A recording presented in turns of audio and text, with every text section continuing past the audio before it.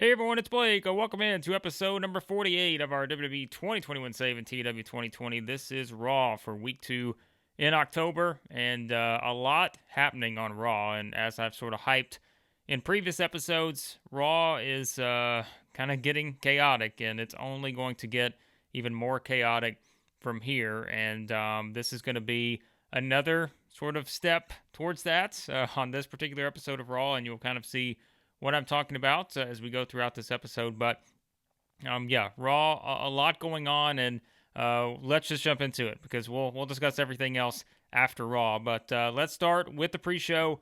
It is the Dirty Dogs, Robert Roode, Dolph Ziggler getting the win over Akira Tozawa and Drew Gulak here. The usual tag team specialist bonus, 54 overall. We've talked about it. I mean, this just kind of is what it is with the Dirty Dogs right now. As we're building up our tag team division, there's a lot more to come on that. Of course, we've added a team recently on Raw, but there's a lot more still in the works on the tag team division, and so these two will get back into more of a prominent storyline once that happens, but we've still got a little ways to go before we get there. So gives them some pre-show action, gives them a win here over Gulak and Tozawa. So let's jump into the main show, and it starts with Steve Austin, our Raw general manager, being confronted by Edge, and Edge has got Randy Orton, he's got Penta and Phoenix, they're all with him, even though Penta and Phoenix not actually members of, I guess, Rated RKO. They don't really have, that going for them, but we do know they were heavily involved in the match at Unforgiven, and their interference helped Edge retain the title, but Austin has seemingly, summoned all of these guys there, but Edge is the one just coming right in and just jumping in and saying, hey, he is furious at Daniel Bryan interfering in that tag team match on last week's Raw, which allowed Sheamus and Cesaro to get the win, with Cesaro forcing Edge to tap out in the main event. A big victory there for Cesaro in that one, but Edge is furious, and he says, look, I am not going to stand for this. I'm the champion. I'm tired of people interfering. And Austin, you know what Austin's doing. Austin's just grinning at him. He's just thinking, and you know exactly the message he's sending. Well, Austin says, I could say the same about all the matches you've been having and all of this interference, and Austin's just looking over, eyeing Phoenix and Penta, knowing that they've interfered in a big match of Edge. And Austin finds it kind of funny that Edge would be complaining about this interference, since that is something that's been a trademark of Edge and Orton since they've started their run of dominance here in recent months. So Austin says he's got plans for all four of them tonight, and Penta and Phoenix, they already know what theirs are after last week. The brawl they have with the Mysterios, Penta and Phoenix versus Rey and Dominic Mysterio, and that's coming up next. But he says coming up a little bit later, Randy Orton, you're going to be in the main event, and it'll be Randy Orton going one-on-one with Sheamus in the main event. And he says, not last but not least here for Edge, Edge, you will be having a final face-off here in the middle of the ring with Cesaro, everyone banned except for Cesaro and the one and only Stone Cold Steve Austin, who's going to sit there and just sort of moderate this face-to-face between Cesaro and Edge in the middle of the ring to hype up the WWE Championship match that will be the main event on next week's episode of Raw. So Austin basically sending his marching orders here to all four of these guys, and that is going to be, as we'll see, a theme throughout the episode here with all four of these involved in some pretty big stuff. So a good segment to start off with. We kind of know, as we've said, a 78 could have done better, but I mean, Phoenix and Penta, they're without being scripted, which we rarely do with Austin, this is just kind of where it's at right now, and we're willing to kind of take a couple knocks down on the rating because they're still, again, their overness is in the 50s and such. So this is going to help them no matter what. So we'll take that, and still, everyone else comes out of this looking great, and it's a hot start to the show. So good angle here, and it plays up what's to come on this episode. And that does send us right into the match, as it is the Lucha Bros getting the win over the Mysterios. Penta pinning Dominic, and that, a nice rating here, a 69 overall, which I'm fine with, like I said, because remember, Dominic's also in the lower 50s, probably from popularity standpoint. Both Penta and Phoenix are both in the 50s. Ray is up there, low 70s, I think, upper 60s. So we'll take this, a 69 overall, a nice rating. And, of course, Ray and Phoenix and Penta, they have excellent chemistry. We were expecting that, of course. So that's no surprise. Dominic, you compare the in-ring performances. It kind of is what it is at this point. We know what we're getting with Dominic, but it is worth noting that Dominic did just now, as we started, I checked our creative. Dominic has popped into the next big things or whatever it is, future stars in that little creative section. So that is the first time he's been on there in this save. So we at least are intrigued by that. So it's the Lucha Bros getting the win over Ray and Dominic, and sort of again playing up that Dominic's kind of the weak link here. And really, they flat out say it, but that's kind of how we're playing it up is, Dominic has been the weak link in all of this, and it allows the Lucha Bros to get the win here and take advantage of it to once again get another upper hand on Rey Mysterio. But we're far from finished with this particular storyline, and we'll see where it goes from here. But the Lucha Bros, their first WWE match is a success as they get the win over the Mysterios. And then it is MVP, who finds himself with Pat McAfee. And MVP says, I just want to, explain even more why I'm doing this and why I have decided that Omos is the next big thing. He's going to be the WWE champion after his former client, Bobby Lashley, walked out with no notice, no details, nothing. He says that he's found something bigger, badder, and better, and that is Omos. And last week they proved what they're going to be capable of as a duo after Omos attacked Big E. Big E's not here tonight. He's still nursing his injuries at home.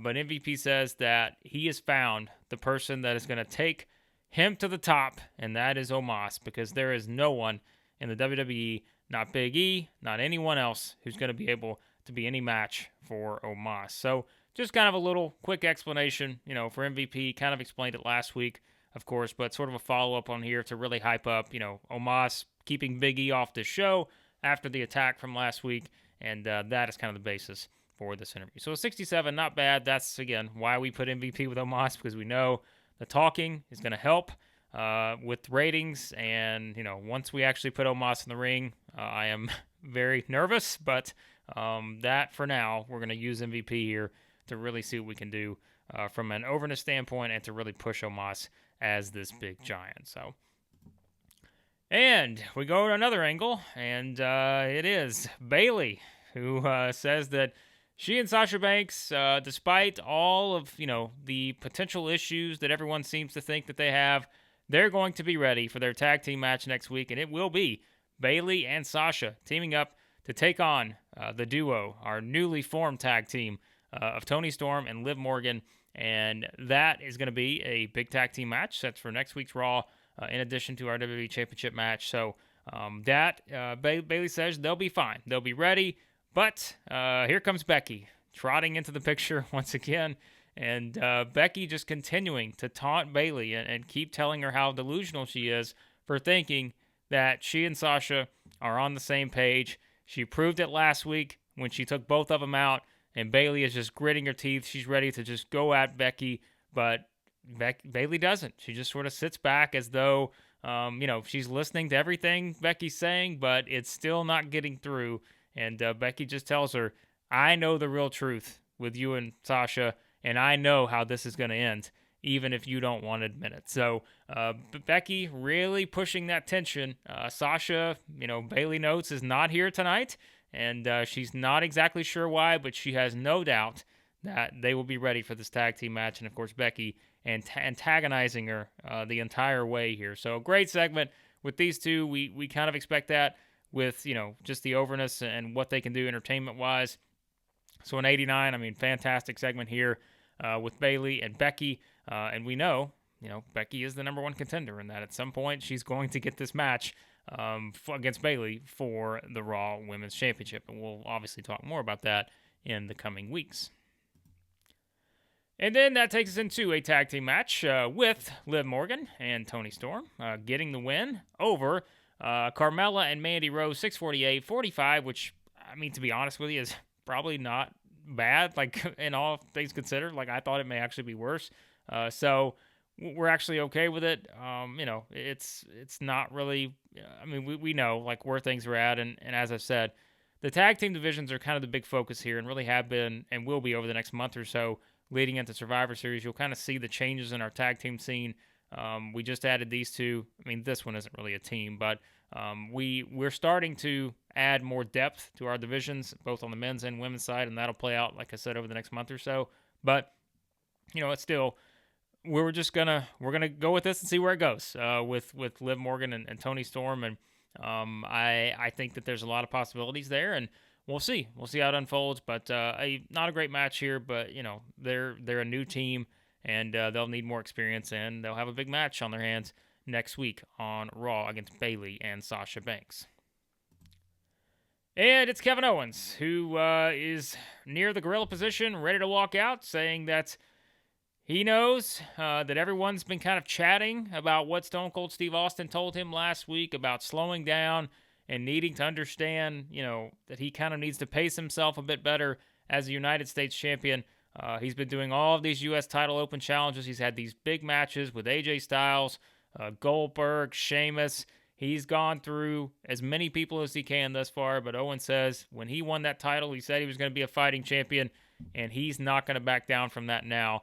Even though maybe he's mentally tired, maybe he's physically tired, but this is wrestling, and he's going to keep going out and doing what he does as long as he's the United States champion. So a pretty impassionate promo here from Kevin Owens, and he walks right out, ready to accept his next challenger, and we'll see who that is.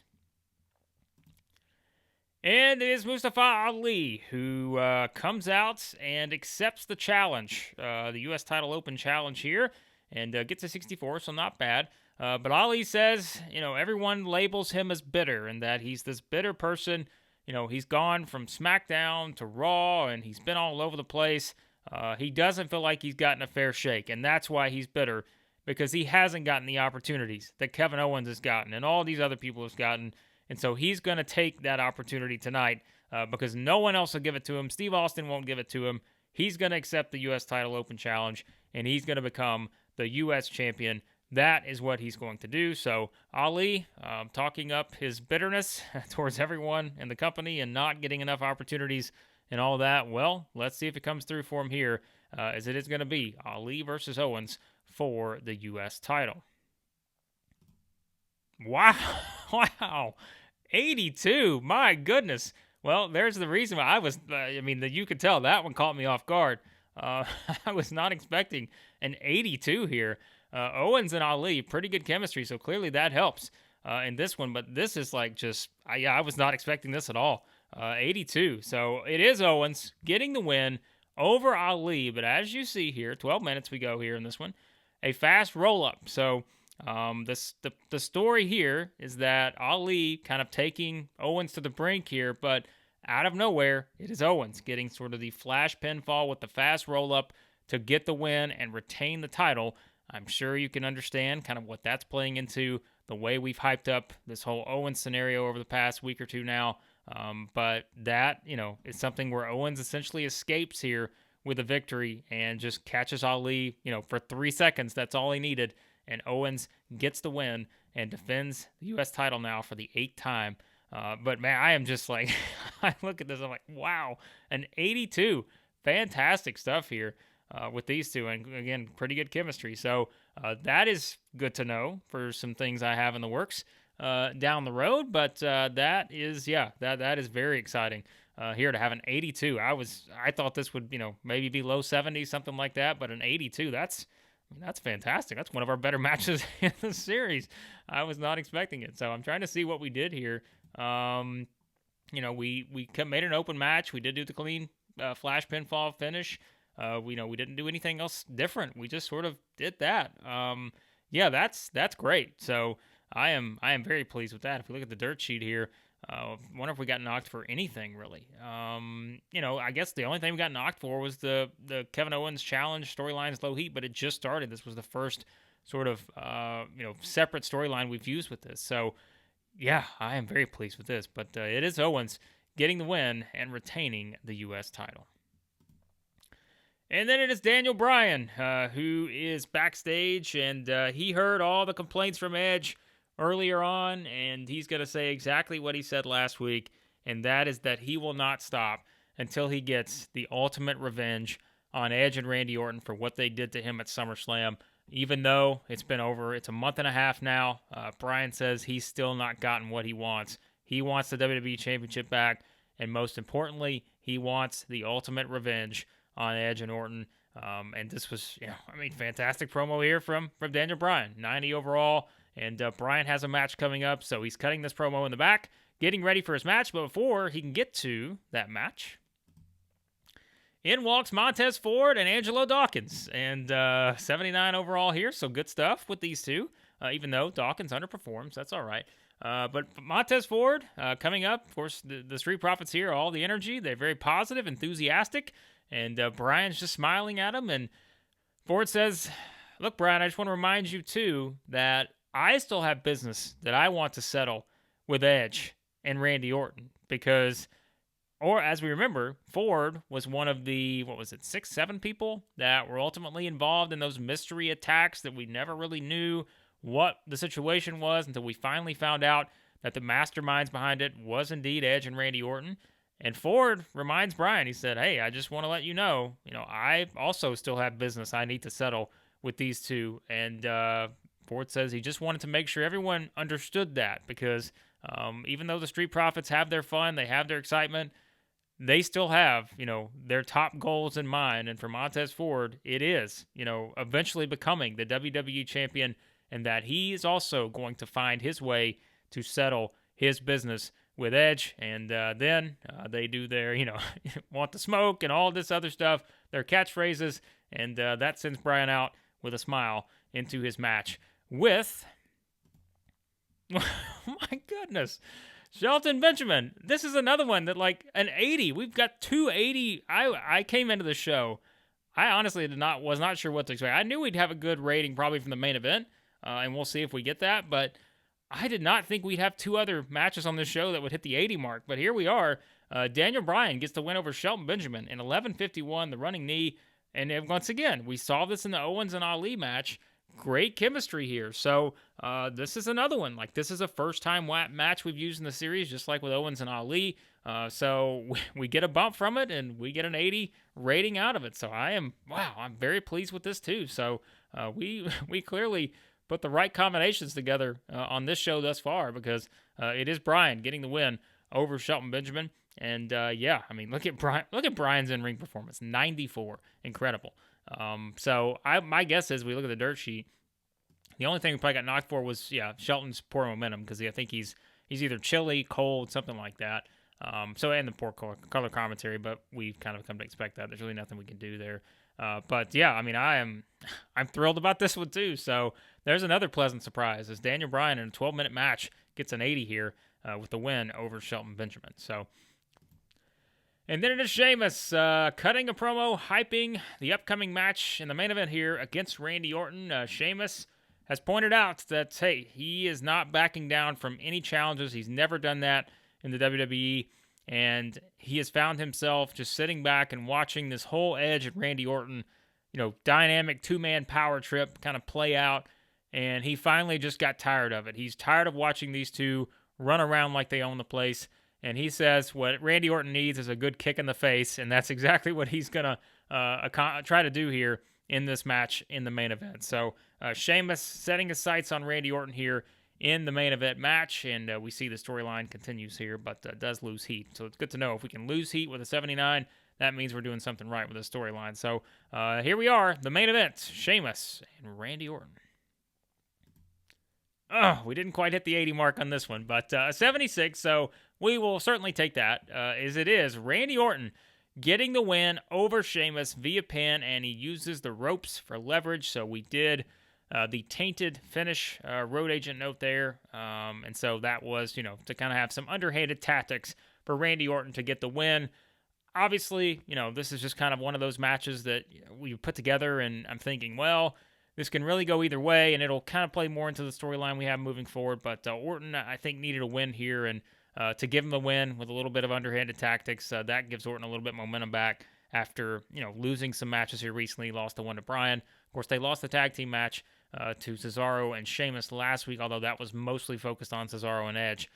So that I thought was kind of the way to go on this one. And again, I mean, we've just got so many. It seems like we got so many possibilities right now with this main event scene. And as you will see over the next month or so, it's only going to expand with the storylines that we're going to be rolling with here. But I've said it before, I'm just very excited with this main event scene right now and where we're at, because there's just so many different combinations we can work with. And this is kind of another one that, even though Edge and Cesaro is the big match next week, we can kind of play off of, the duo also that is associated with them, with Orton and Sheamus here. So Orton gets the win over Sheamus, and Steve Austin, we didn't really put this together, but Austin comes out, and he is getting these two the hell out of there, because Austin said earlier, everyone's banned. He is going to oversee this whole scenario with Edge and Cesaro to really hype up this match for next week, and let's get to that. And yes, a 95. Excellent stuff here. So Austin's in the ring. Here comes Cesaro. Here comes Edge. Just these three. They're all out there. And it is Austin kind of, playing up his usual self, where Austin is kind of making these backhanded comments towards Edge about, all these things that he's done. And Cesaro's saying that this is his opportunity. This is his biggest opportunity of his WWE career. And, Austin is just playing it up. And he's just kind of sitting there like he's just tensing up, knowing that, this whole thing is about to boil over. Like, he can just feel it. And he's just egging it on about, come on, Edge. Like, you want to do something. Like, you're just going to sit back there and take this and all of this. And you're frustrated. You're furious. Austin just mocking Edge. And Cesaro, again, is just standing there knowing that this is his big match next week on Raw for the WWE Championship. And finally, these two are standing there. Austin's in the middle. And Cesaro takes a step forward. Edge takes a step forward. Austin is just grinning from ear to ear. He knows what's going on here. And then it is Cesaro and Edge. The brawl, the fisticuffs are thrown. We've got a full-on brouhaha here, as it is Cesaro and Edge brawling their way out of the ring into the crowd. And they are fighting their way into the crowd with these two just going at it, just hauling off at each other. Austin in the ring, again, all smiles because Austin loves a good fight, and he's just having fun with this whole thing in his Raw GM role. He's just really starting to embrace the chaos on Raw. So Austin standing there watching Cesaro and Edge brawling their way into the crowd, 83 overall, but we're not done. Yes, Mr. 100, Steve Austin. There's a new one. Austin watching Edge and Cesaro brawl through the crowd and fight their way up into the aisleway and apparently into the concessions and all this other stuff. And then, as that is happening, AJ Styles music hits. And we're hearing the music. Austin turns around. He's still smiling. He's trying to figure out what's going on. He's staring at the Titantron. And Styles' music just keeps playing. And then all of a sudden, the music starts to slow down, and then it slows some more. It keeps slowing, and then the sound starts to get a little bit distorted to where it's sort of like, I guess you're like scratching a record and that kind of stuff. Like, it's sort of, you can't really make out a whole lot of what's actually being said in the theme music. And then the music just comes to a halt. And Austin is just standing in the ring, staring at the Titantron, still kind of with a smile on his face, trying to figure out exactly what is going on here. No AJ Styles, but AJ Styles music playing, and then it gets slower, and then it sort of comes to a halt, and Austin left wondering what in the world is going on here, as he asked the question last week to Kevin Owens. What is the deal with AJ Styles after that loss at Unforgiven? Well, that is your cliffhanger for the end of this episode, as we have another mysterious tease here for perhaps what is to come involving AJ Styles. So clearly, I could not have asked for a better finish to this show. I can't say I was expecting a 100, but Austin invents a new catchphrase. He's got all kinds of catchphrases now. He's got what? He's got, Stone Cold said so. Hell yeah, he's got everything. So Austin, just a magician here on the mic, and it gets us to 100. An unbelievable way to end the show. And let's see what we get out of this. An 86. So, I mean, I came into this, as I said, I came into this thinking this would be a solid show. And I knew, if our angles delivered, we'd get a pretty good rating. But I cannot say that I expected this to be our second best show in the history of the Save thus far. But that goes back to these matches really delivering. Owens and Ali, Bryan, Benjamin, our main event delivered. Really, all of our segments delivered. I mean, even we almost got to 70 with the Lucha Brothers and the Mysterios. So, I mean, this was, really, I think we would have to say, when we look at this overall, our best Raw episode thus far in the Save, without question. And we raised our popularity pretty much everywhere. This was fantastic. I mean, this exceeded expectations. And as I've been hyping up, this is October month of Raw. I am very excited about that because this is easily our biggest month of Raw yet, going back to when we started the Save, which would have been, June. So we've been several months in here, but there was a dedicated effort to make this month of Raw the biggest month of any show we've done to this point, just in terms of the storylines and everything. So, yeah, if we can match this on next week's episode, I am going to be one happy person. So, an 86 for this episode of Raw. Fantastic work from all parties involved. Yeah, I am thrilled with how this played out here. So, yeah, I mean, you can hear it in my voice. Now I'm really excited for the next episode because we've got our championship match. We've got the Bayley and Sasha tag team match against Liv and Toni Storm. We'll have more stuff on that show. I am, very excited about it. So, let's see what we need to get to before we wrap up. All right, so Raw, excellent, struck gold. We do it again. Steve Austin's catchphrase. And let's see here. He struck gold. We're just, I told you, we're striking gold everywhere. Buzzing about it overnight. And shortly after, one insider commented it's going to sell a hell of a lot of t-shirts. So Austin, as if the merch was not already through the roof for this guy, he's going to be selling even more merch now with this new catchphrase he's gotten. So congratulations to Steve Austin for becoming even more of a millionaire. Let's see here. Let's check our email real quick. So Xavier Woods' contract's ending. We're going to address that real quickly. Certainly, we want to have him back in the fold. We're going to give him, 35. Let's give him a 4-year contract. We love this guy. We'll probably have to bump this up to 20%. Let's do that. Oh, he wants more. That's fine. You're not a king in our save, but you're a king when it comes to the tag team division right now. So Xavier Woods is getting a nice little bump there from a contract standpoint. Raw gets a 3.88. I actually think that may be one of our better ones. We're getting close to that 4 mark. I don't think we've ever hit the 4 in terms of rating for Raw, so that's good to know. Let's see here. I don't think I'm spoiling anything. Titus O'Neil, we're just going to agree to his contract here. We will complete the contract for Titus, and so that was Raw, and I am just thrilled with how this episode of Raw played out, and we have got just, really, when you look at it now, we have gotten a lot of stuff here that is in play, and like I said, this next episode of Raw is going to be can't miss. It is a must-see episode of Raw. That's the best way I can put it. It is, you have to watch this next episode of Raw because we have got some big things happening, and I think it's going to be a lot of fun. So there was Raw, and on the next episode in the series will be SmackDown for October week 2. Be sure to like, share, subscribe, all that good stuff.